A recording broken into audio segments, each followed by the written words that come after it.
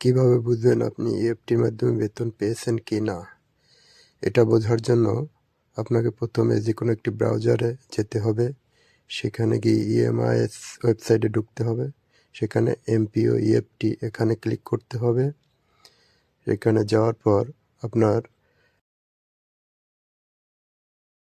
MPO_ in number দিয়ে password দিয়ে আপনাকে ঢুকতে হবে।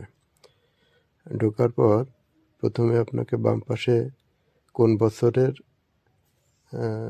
সেটা উল্লেখ করতে হবে। তারপর ডান পাশে গিয়ে কোন মাসের বেতন সেটা সিলেক্ট করে দিতে হবে। সিলেক্ট করে লোড দিলেই আপনার লিস্ট চলে আসবে। যারা ইএফটির মাধ্যমে বেতন পেয়েছেন তাদের লিস্ট চলে আসবে।